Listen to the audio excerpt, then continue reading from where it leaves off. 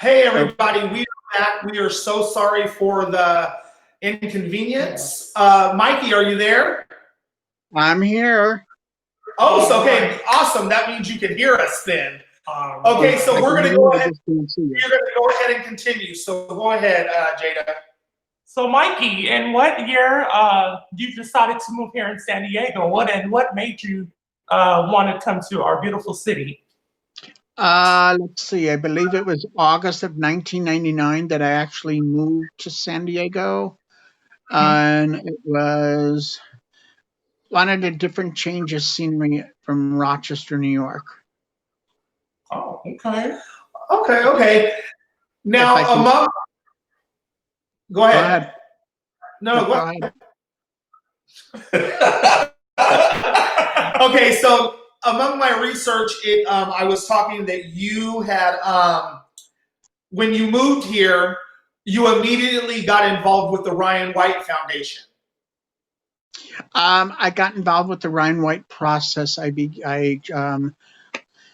Let's see. I was a peer advocate at Being Alive San Diego in 2000, and I met a gentleman by the name of Al Bazara, who's a member of the Imperial Court de San Diego. He actually took me to the HIV Consumer Council, and I got involved with the Consumer Council, became a member, and shortly after I was elected the vice chair of the Consumer Council. And we basically wanted to ensure that the county of San Diego was spending the Ryan White dollars, which are federal dollars, that come into the county to help those living with HIV and AIDS get into care and stay into care. HIV AIDS, HIV/AIDS being my passion because I'm living with it. I truly made it my passion to really understand the Ryan White Care Act, and I certainly have gone up head to head with the county several times, and have no problem picking up the phone and going all the way up to the Secretary of the U.S. Department of Health and Human Services when needed, because I truly believe that even though the government may keep the HIV population in separate compartments, I don't believe that. I believe HIV affects everybody equally, and wish to be the voice for those who have no voice or don't know how to use their voice. Yeah. And with that being said, with that, you're actually the activist for the program that you are, and you continues making awareness and making sure that the funding is going right as we speak. Correct? Yes. I actually rejoined the HIV planning group. Just waiting for the Board of Supervisors to approve it, so that I can be take an active part in the budgeting allocation. I'm a member of the Priority Settings Committee, which actually makes recommendations to the full body on what services there should be and how those services should be delivered and how much those services should cost the county, that sort of stuff. And I'm also the co-chair of the HIV Consumer Group, which is a subcommittee of the HIV Planning Group overall. Okay.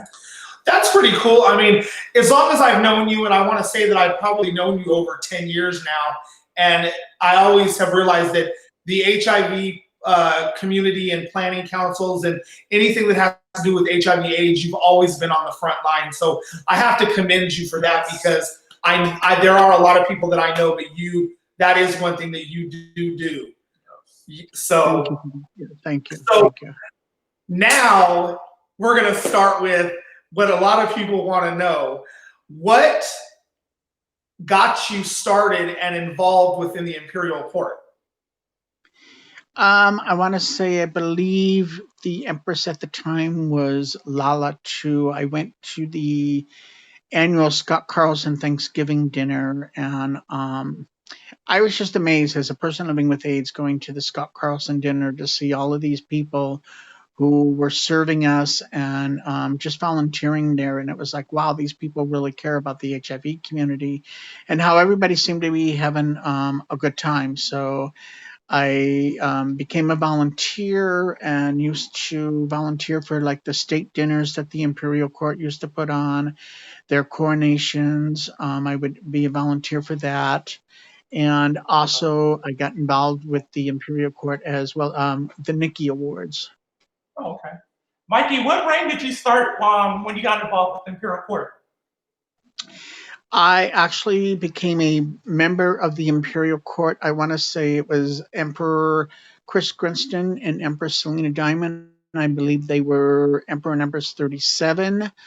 After that, I was a cabinet member, I believe, for Empress Regina Styles and Emperor Brian Johnson, as well as Emperor Alan Spear and I believe Empress Erica Odessa. I was a cabinet member, and then from there, I joined the board of directors. Stop. He's spilling the whole. He was spilling the tea, girl. You spilling the whole tea before we can ask any question. I'm like, okay. So you were a member of 3 or 4 different reigns. You got your feet wet. But when did you jump into the water? Was being on the board of directors the first thing you ever did before you became an elected title?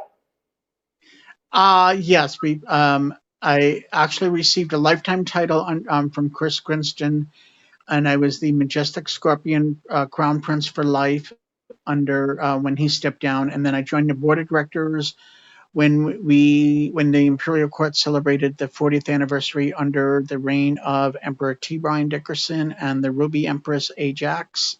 Okay. And now you were Prince Royale. Sorry. That's what we're getting to next. But you served on the board for that amount of time. But then, what made you decide to run for Prince Royale? I thought I would give it a shot and see what would happen. And I believe my two Princess Royale candidates was I think a young drag queen by the name of Jada Rain, and I believe Celeste W. Starr was the other candidate. And of course, the winners were myself and Jada Rain, and we actually set a couple of firsts during our year as Prince and Princess Royale. When we won, what a lot of people don't know, and if they do or don't know, we all know this is Jada. Hey, girl! As of Randy right now, you did reign with Randy, so go ahead. Yes, and Jada and I, when we won, I can still remember Jada screaming forever. That she was so excited. And I actually grabbed Blue Montana's hand and I said, "Come on, I'm not waiting." And him and I walked in, which was a no because that was against protocol. And then Mama Cass brought in Jada because Blue Montana and Mama Cass were the two that were stepping down. And we had a very interesting reign because at that time, and I believe it's the only reign that actually there was only an empress, there was no emperor. The empress was Candy Samples. So it was an interesting reign for me because I had to play the escort for the empress. So there were quite a few times where Jada felt like she was all by herself because I was catering to the empress and trying to make sure she got her stuff done. But we had an interesting reign, and we actually did numerous fundraisers as Prince and Princess Royale. And I believe, Jada, if memory serves me correctly, we did one fundraiser where I believe Candy Samples became the first empress to throw a pie in the Queen Mother's face, Nicole Murray Ramirez. And then Candy, myself, and I believe it was Aaron Bove were the three that ended up getting pies in our face, because I don't think, Jada, you did it. I could be wrong, but I don't think so. And then I remember when we stepped down, the night before we stepped down, Jada and I did our last fundraiser, which was a salute to the Royales, basically. And we did a number where people were not expecting us, where Jada came out as a man and I showed up on stage as a woman for the first time. And I believe we had quite some fun with that number, Jada. I believe it was Hero was the name of the song. Yeah. And even though you didn't know half of the words you was doing, bubblegum watermelon, and I was like, okay, like, you don't know, you better sing for your life. So let's go. So you had an interesting reign with Randy as Prince and Princess Royale. A very interesting reign with your Empress Candy Samples, being that you had to a lot of the times leave Jada by herself to do things and be with Candy. But you guys did have a great reign. I was there, so I know everything that was going on. I was on the board of directors at the time. Just let you guys know that my Empress Pepper Diamond, she's on live. We love you, my Empress. Thanks for tuning in. So let's go on and talk. So you stepped down as Prince Royale, and then, like a crazy person, you jumped right back into being on the board. Yep.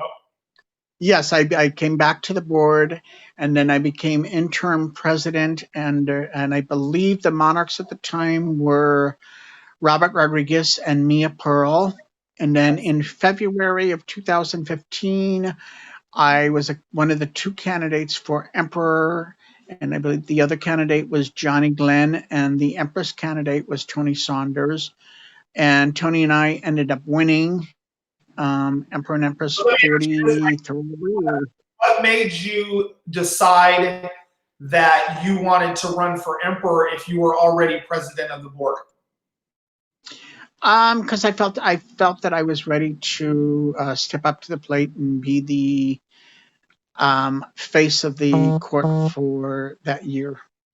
Mm-hmm. Okay. So now, you touched on being emperor. Now that I've said it, we're going to talk about your reign as emperor a little bit. Do you have any funny stories that you could tell us about you and your empress, Tony Saunders? Oh, yes. I remember Phoenix coronation.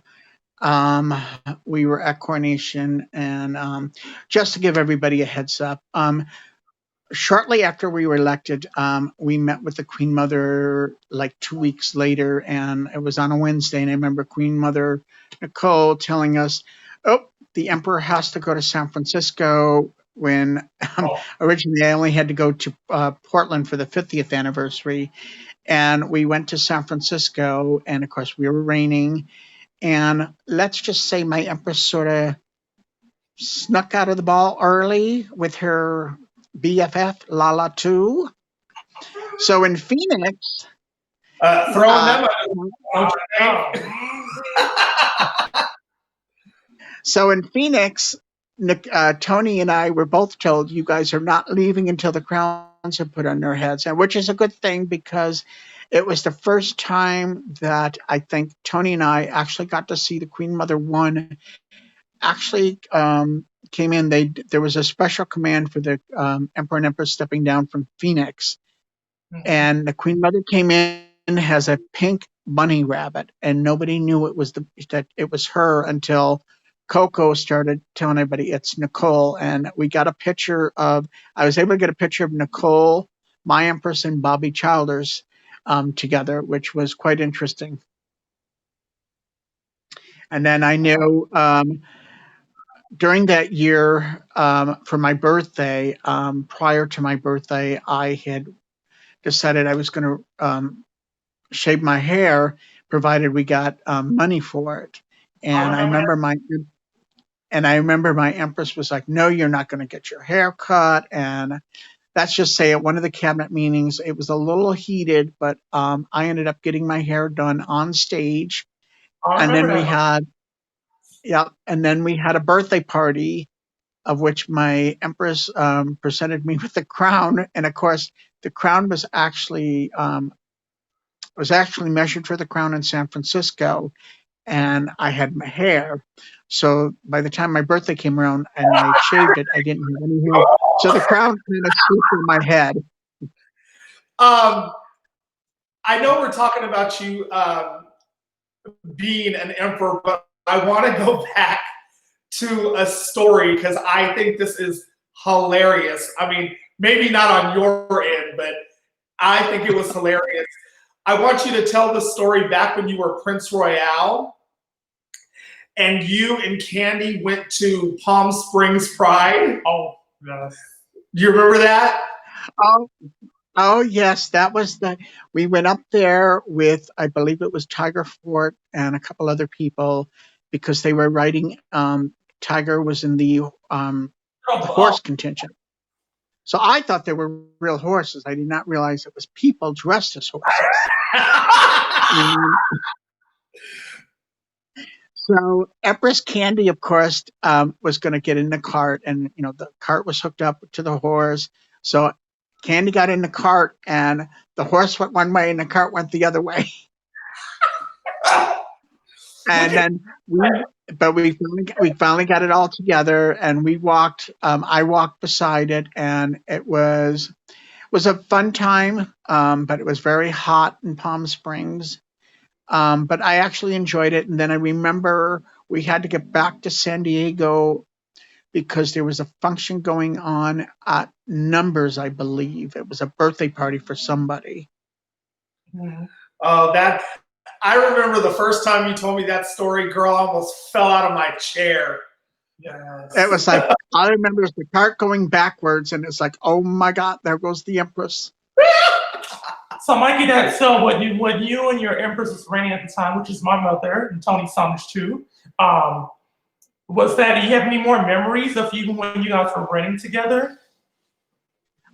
We actually had a very interesting reign, because Tony having the ability to travel, so she did a lot of traveling, and I took care of San Diego. And so she would go out and do the circuit on the ICC, and I would stay in San Diego. And we had a Prince and Princess Royale by the name of Michael Torres and Katrina Duell. And I do remember one story where Michael and I drove Nicole to Imperial County for the opening of their new GLBT center. And I remember getting there, and I remember they served Chinese food, and the majority of the people there were Latinos. So Nicole wanted Mexican food, so we had to get directions to a Mexican restaurant. All I'm going to say is $120 in a Mexican restaurant for 3 people. Ooh, that's a lot of money. Well, you know how much Nicole can eat. She's expensive, honey. Actually, it was because Nicole and Prince Royale Michael Torres had to have shrimp cocktails. All right. Oh yeah, which was $75 of the bill. Oh wow. It was but it was fun. It was fun, and yeah. So your reign as emperor came to an end as Emperor 43, and you stepped down. And you decided once again to join the board. And once again, when you joined the board, you basically became president of the board. Yes, I became president of the board for 3 years. And I was fortunate as president of the board. I got to work with Reign 44 under, I believe it was Empress Jada Reign. And the elected emperor was James von Rothschild, and he stepped down, and then Summer Lee was appointed to take over as the regent emperor, and then it was Reign 45, which was my former Prince and Princess Royale for 2 months, Empress Angel Fairfax and Emperor Jay Heimlich. And then Emperor Reign 46 was Emperor Mark Newsom and Empress Barbie Z. So I got to work very closely with the 3 reigns. And every reign is different. Every reign brings richness to the court as well as to the community. Exactly. Yes. So we'll talk about. Why don't you explain to people who don't know what is the job of the president of the board? You took it right out of my mouth.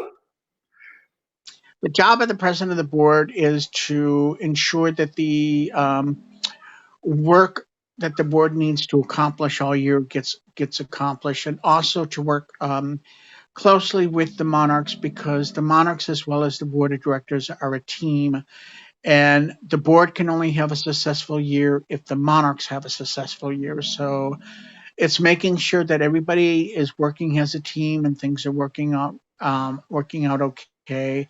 President of the board, basically I oversee everything that's going on just to make sure that everything's being done properly.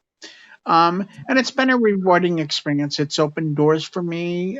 Joining the Imperial Court has given me a lot of opportunities that I probably wouldn't have would have had to happen. And if somebody had told me back in 1999 when I first moved to San Diego that I would have been a Prince Royal, an emperor, and president of the board of the Imperial Court, I probably would have laughed at them. I do need to bring up, and I believe this was before Randy, who ran as a princess. There was a closet ball that was done under. Actually, I believe we were the reigning royals at the time. We did the closet ball, and at the time, my Princess Royale, Jada Rain, actually did my mug and provided me with the outfits, and she did an outstanding job. And I could So even thank paint you, Jada, for that. and I could even paint my face, but I'm peachy. So now what I want to do is, we're all court members here, so we're all court here. So, but for the people out there who don't know, why don't we talk a little bit about some of the programs and the big functions that we do, starting with Easter. Okay. We have an annual Easter egg hunt that is done on Easter Sunday, and I believe it's now in its. I could be wrong. I'm going to say maybe 33, around 48, 18. 15 years, maybe 16. Like, 18 years. 18 years. And basically, the annual Easter egg hunt, we provide free Easter baskets to children from the ages of newborn up to 12 at the old Trolley Barn Park. I believe it's located Adamson, Florida. yes. And that is always an interesting time. It's a lot of work behind the scenes, but the day of, it's just amazing to see all these kids when they get those Easter baskets or they get a picture taken with the Easter Bunny. It's just amazing. From there, we also have like the annual Scott Carlson / Dan Furball Thanksgiving dinner, community dinner, which originally was started for people living with HIV and AIDS. But about 18 years ago, the Imperial Court became the fiscal agent for the event, meaning that we basically provided all of the funding to put it on. And I actually have been the chair of that for the last 11. I've been the chair for about 8 of those years. And it's just a really rich, warm, rewarding experience the day of when someone who's homeless comes up and says, "Thank you so much for this." It's just a very rewarding thing. I have to tell you guys, if you guys have never had a chance to experience it's whether it's donating, helping out, or anything like that, or serving or doing anything like that, then you'll never know what it's like. So, okay, Mikey, what's next after that? Where's he going? After the Scott Carlson, then we have the blanket drive and the toy drive, The blanket drive provides blankets for the homeless and the seniors and anybody who needs a blanket from the months of November, I believe, through February. William Graves the same as Gary? Yep. Okay. Sorry, I'm actually getting a package that just arrived. And then the toy drive is we do a fundraiser, or we do fundraisers starting in October, November, and December because we get hit up for toys for Christmas for the kids, of which the Imperial Court, I believe it was in, and Regina, you can correct me if I'm wrong, I believe in 1974, the Imperial Court de San Diego did a fundraiser for toys, and they took them to the Marines to donate to the Marines toy drive. And the Marines told us no, because we were a gay organization. So we started our own toy drive and gave out the toys. And so we've continued that. So that's why we do it. And I believe annually we probably give out about 1,200 toys every year. That's right. And then we have the Ben Dillingham Community Group. Oh, go ahead. No, go ahead. No. So you said we give out 1,200 toys. Can you let everyone know what are the organizations that come to us to help with toys, please? I know offhand we give toys to the Christie's Place. There's a organization in Barrio Logan. There's an to be honest, because I don't know the names offhand. That would be, but there's like 6 different organizations. There's like 6 different organizations that we annually help every year with Christmas for the toys. And then we also, the last couple of years, we've been providing toys on Christmas Day to the wounded veterans breakfast or dinner lunch that's put on every year by Johan Engelman for those veterans who are wounded. Which that I sort of thing. And then we have the Ben last year, and it was a really. Yep. And then we have the Ben Dillingham Community Grant, which that community grant that helps people who may have needs come up because they have an emergency or something and they just need some help, so they can apply for that. It also pays for if someone passes away and their family is unable to pay for the cremation, they can ask the court to help out, and we do provide up to $300 to $500 for that. We also have the Tony Atkins Health Fund, which is administered by the LGBT Community Center, as well as the Queen Eddie Youth Fund, which was named after Queen Eddie. We have a lot of wonderful programs, and I always tell people, because a lot of court members don't, they come to the fundraisers, they donate, they perform, and they don't ever really see the end result. Whereas I've been fortunate, I guess, that I have seen the end result of the fundraising that is put on by the court. And I remember the year that I was emperor, my empress and I went to Christie's Christmas party with, I believe Jada was there, James Bonds Rothschild was there, Big Mike was there, Nicole was there, Lala was there, just so that they could see what happens at these Christmas parties. And for them to see the mothers and the fathers living with HIV and AIDS actually break down because their kids are going to have a Christmas present, that makes a difference. And people don't see that. We don't always see the end result. We just know that we're putting on fundraisers and we're raising money to help others. We don't always see the end result. I can let you know that, under the current reign, we have Emperor Randy and Empress Denise Price, and, they are, with this COVID-19, they are coming up with alternatives because we were yet able to go out and about and do fundraisers that way. So they're coming up with different ways. So I applaud them, and Any other questions?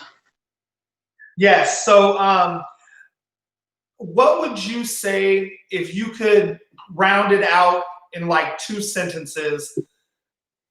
What would you say has that you have learned about the imperial? What would how do I word this? What would you say you have learned about yourself and about other people being in the imperial court? Okay, you had to. Okay, let's see. I think the one thing that I've learned about myself, being involved with the imperial court, is being thankful enough that I have the ability to give back to the community. At the end of the day, I can hold my head held high, knowing that I at least tried to make a difference. The Imperial Court de San Diego, we are a broad spectrum of the rainbow, and it's taught me that each one of us that gets involved with the organization, each one of us brings something special to the table, and their opinions and their ideas are just as important as mine are. Yes, I totally agree with that, Mikey.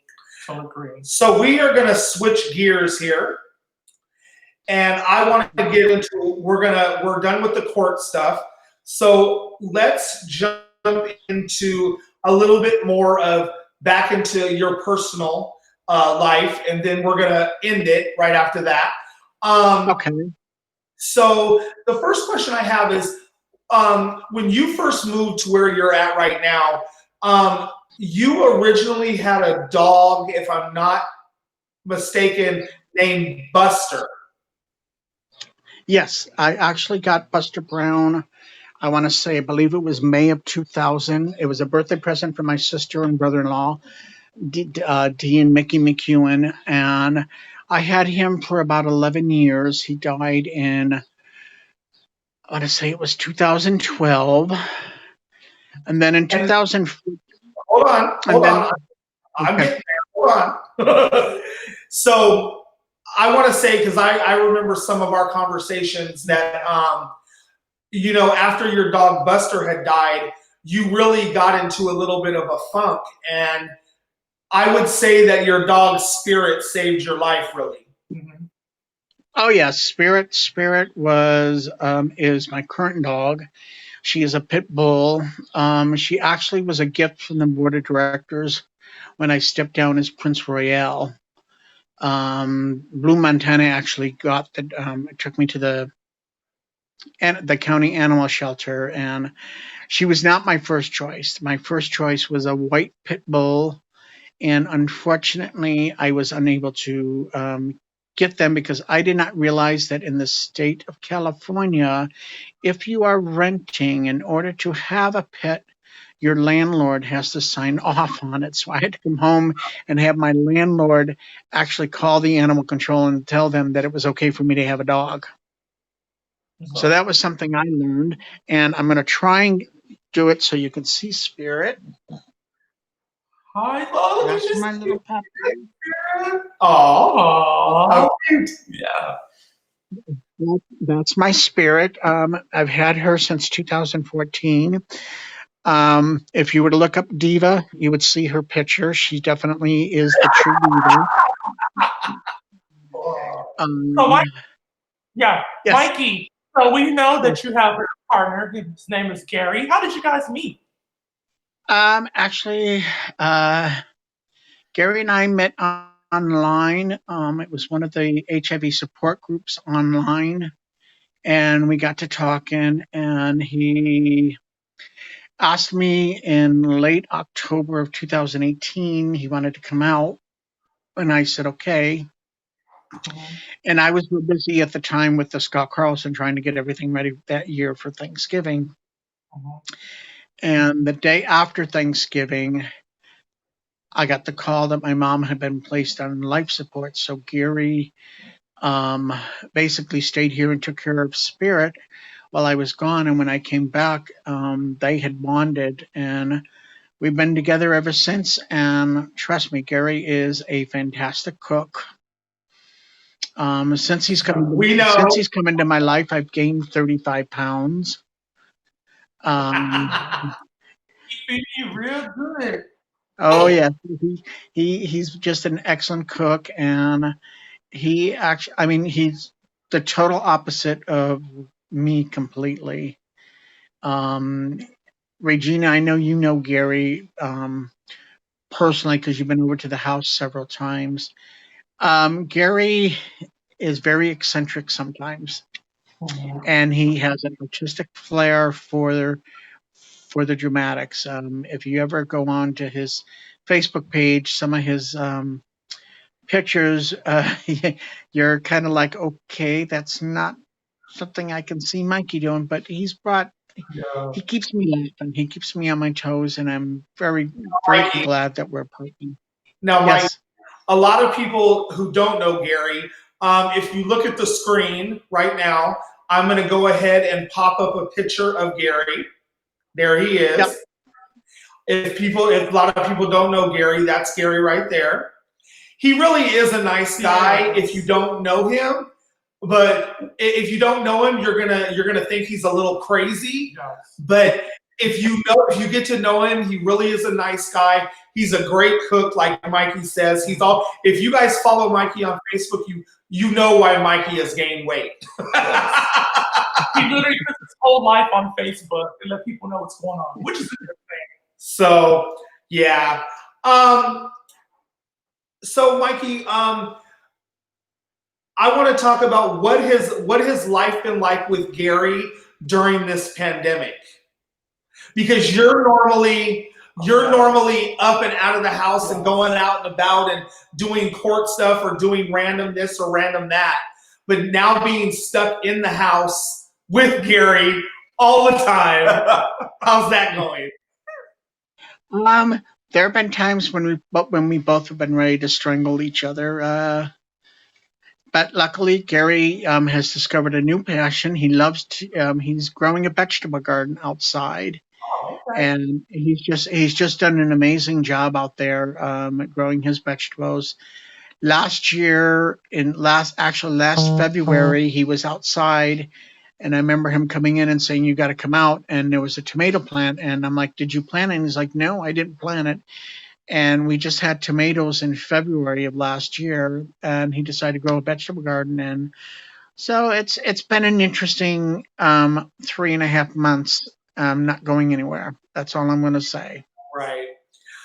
Okay, Mikey, we are going to go ahead and wrap this up. I have a couple more things that we want to do real quick. I'm going to pop some pictures up on the screen.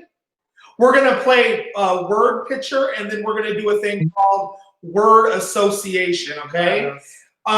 So what I'm going to do first is when I pop the picture up on the screen, I just want you to tell me what was going on in that picture, okay? Okay.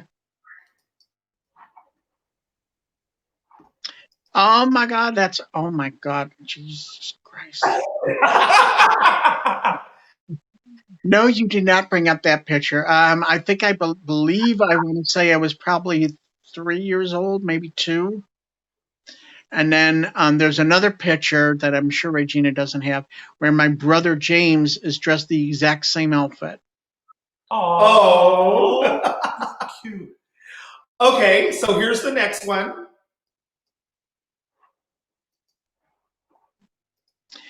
That is the 7 of us kids when, of course, I was all of 5.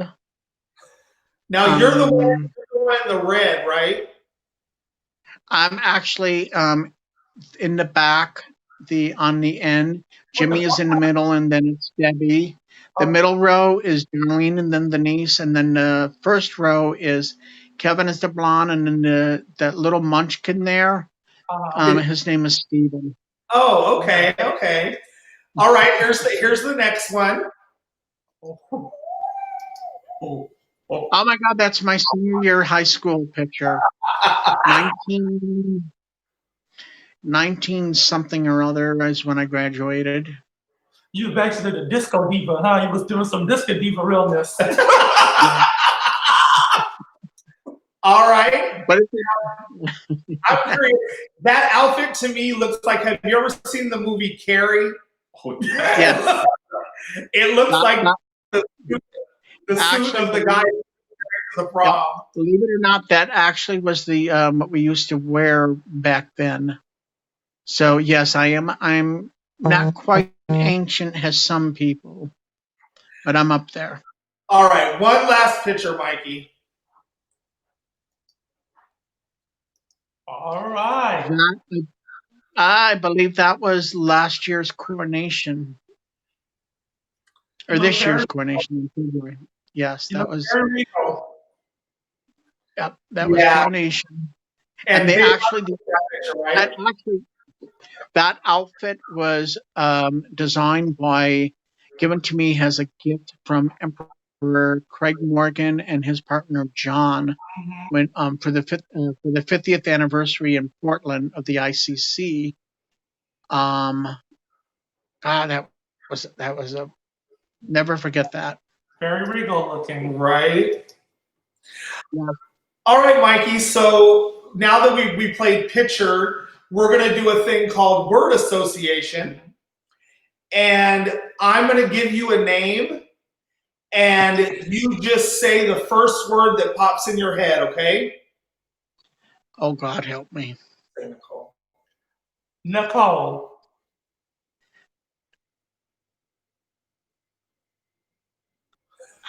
Supreme.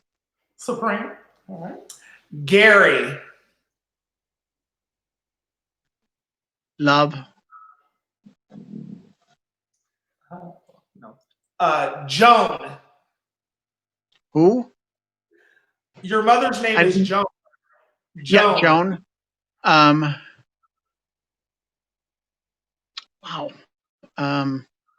Just special. Okay. I'm trying to think of anybody else that I know that you. Oh, what? Tony Saunders. Confident. Yes, Queen. Yes. All right, Mikey. Well, we want to thank you so much for joining us here today for this interview. We will definitely be checking up with you and making sure you stay safe and everything is okay. So, Thank you. everybody, once again, this is Michael Lochner. Please make sure if you like this interview, please make sure down at the bottom of the screen that you have donated to the Imperial Court at imperialcourtsandiego.com. And thank you so much, Mikey. It was a pleasure interviewing Oh, you're welcome. We will talk to you later. Bye. All right. Bye-bye. Well, all right, Miss Girl. No, all right, Randy. We just want to remind you guys that we do have another interview coming up this Friday. Yes. And we're going to go ahead and pop that up on the screen. And that is who it is with, ladies and gentlemen. Our next interview is with community member Big Mike. So please join us on a Friday, June 5th at 4 p.m. right here live on Facebook. Ladies and gentlemen, once again, we would like to thank you for joining us. Please remember, everyone, support your local businesses and everyone in them. And also, please remember to stay safe. If you're going to go out and protest peacefully, and please stay away from all the danger. And if you do go protest, please wear your mask. This pandemic is still going on. I'll notice a lot of people have not been wearing their masks, but you guys, wear your mask, please. Okay? Yeah. All right, ladies and gentlemen, once again, my name is Regina Stiles. And I'm Randy Saunders too, and we're the host of Sweet Tea Time. And we will see you on Friday, June 5th. All right. Goodbye, everyone. Bye.